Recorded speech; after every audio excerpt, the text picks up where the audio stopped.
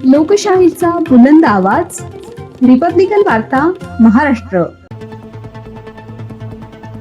नासिक में रेप आरोपी कैप्टन अशोक खरात के form house पर police छापा, संदिग्ध सामग्री बरामद। क्राइम ब्रांच की कार्रवाई में 58 अश्लील वीडियो जब्त, आरोपी को 24 मार्च तक पुलिस हिरासत। नासिक में एक सनसनीखेज मामले में पुलिस ने रेप के आरोपी कैप्टन अशोक खरात के फार्म हाउस पर छापा मारते हुए कई संदिग्ध वस्तुएं बरामद की है। महिलाओं से छेड़छाड़ और दुष्कर्म के आरोप में गिरफ्तार किए गए अशोक खरात पर गंभीर आरोप लगाए गए हैं। नासिक पुलिस की क्राइम ब्रांच ने कार्रवाई करते हुए कनाडा कॉर्नर स्थित उनके ऑफिस और निवास पर भी दबिश दी, जहां से 58 अश्लील वीडियो बरामद किए गए। जांच एजेंसियों को शक है कि इन वीडियो का इस्तेमाल महिलाओं को ब्लैकमेल करने के लिए किया जाता था। सूत्रों के अनुसार अशोक खरात खुद को ज्योतिषी और भविष्यवक्ता बताता था और अपने कथित राजनीतिक संबंधों का दबाव बनाकर महिलाओं को डराता धमकाता था। उस पर यह भी आरोप है कि वह महिलाओं को नशीले पदार्थ देकर उनके साथ अश्लील हरकतें करता था और अंधविश्वास का भय दिखाकर उनका शोषण करता था। पुलिस के मुताबिक आरोपी महिलाओं के पतियों को जान से मारने की धमकी देकर उनके साथ जबरन संबंध बनाता था। इस मामले से जुड़े एक संदिग्ध वीडियो भी सोशल मीडिया पर वायरल हो रहा है, जिससे मामला और गंभीर हो गया है। गिरफ्तारी के बाद अशोक खरात को नासिक कोर्ट में पेश किया गया, जहां अदालत ने उसे 24 मार्च तक पुलिस हिरासत में भेजने का आदेश दिया है। पुलिस अब मामले की गहन जांच कर रही है और अन्य पीड़िताओं की तलाश भी जारी है।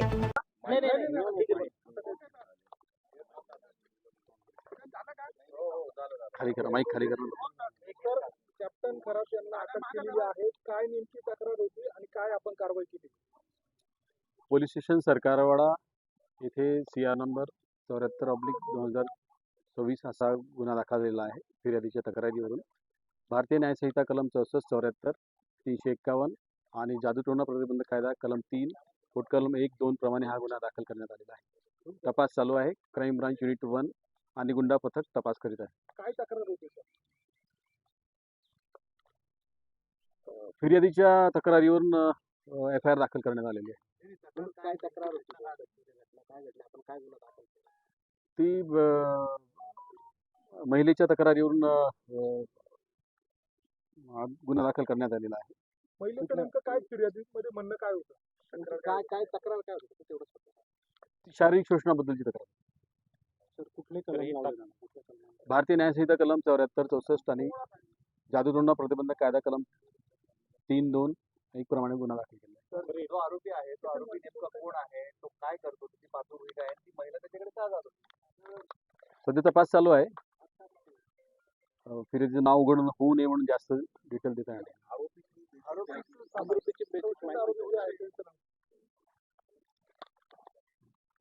सध्या तरी नाव अशोक खरात म्हणून आलेलं आहे.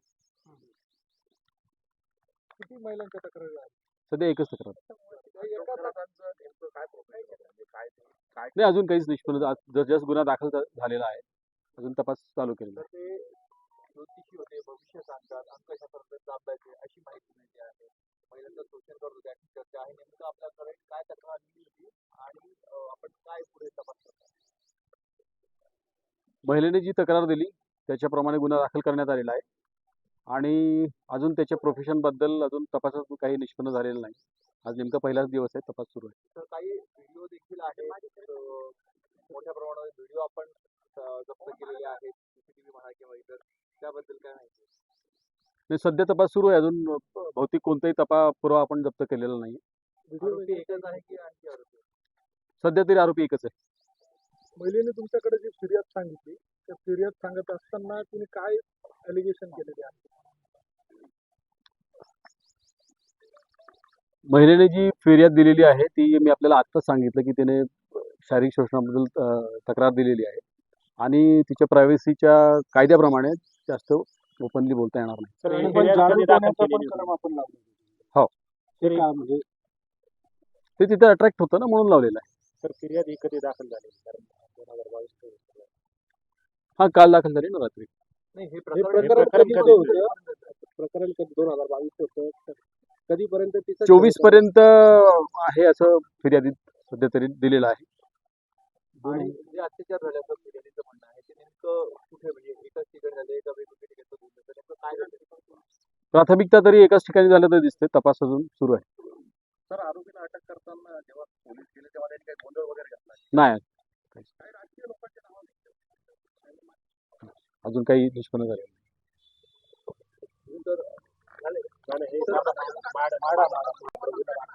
म्हाडा प्रकरणी गुन्हा दाखल झालेला आहे, एक आरोपी अटकेत आहे आणि आणखी काही आरोपी जे आहेत ते फरार असल्याचं कळतंय. तपास नेमका कशा पद्धतीने सुरू आहे?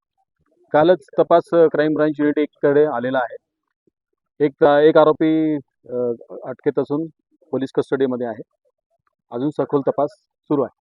आरोपी कोण आहे त्याचा नेमका काय रोल होता या सगळ्या प्रकरणामध्ये? सोनू मनवानी म्हणून आरोपीचं नाव आहे आणि तो पोलीस कस्टडीमध्ये आहे. त्याचा काय रोल आहे याच्यासाठीच आपण पीसी घेतलेला आहे आणि पोलीस तपासात तर असं 2-3 काम दिवस चालू झाले. तर काय निष्पन्न झालं त्याला? जे FIR दिलेली आहे, FIRच्या दिशेने जे काही बनावट कागदपत्र तयार केल्याचं दिसत आहे, त्याच्याप्रमाणे तपास चालू आहे. अजून असं ठोस असं काही निष्पन्न झालेलं नाही. तर काल पण एकाला चौकशीसाठी बोलवलं होतं. तर नाशिकमधले अनेक नामवंत बिल्डर हे फरार आहेत, त्यांच्या मागावर आपले पथक आहेत, असं काही आहे? जितके पाहिजे असलेले आरोपी सगळ्यांचा शोध सुरू आहे. काही पथकं बाहेर पाठवली सर शोधासाठी? नाही सांगता येणार. तर एवढं मोठं प्रकरण आहे, जवळपास 49 प्रकरणासंदर्भात आढळून एकच आरोपी त्यात आपल्याला सापडला, तर बाकीचे आरोपी का सापडले? तो तपासाचा भाग आहे की समजा शोध सुरूच आहे आरोपीचा. जो सापडला त्याला पण अटक केलेला आहे. जितके असे आरोपी सापडेल सगळ्यांना अटक करण्यात येईल. काही आरोपींचे फोन वगैरे बंद येत आहे का? तुम्ही संपर्क तो करताय? तपासाचा पाठ आहे. चल, थँक्यू. रिपब्लिकन वार्ता महाराष्ट्र न्यूज नाशिक से संदीप द्विवेदी की report. Subscribe now and press the bell icon. Never miss an update.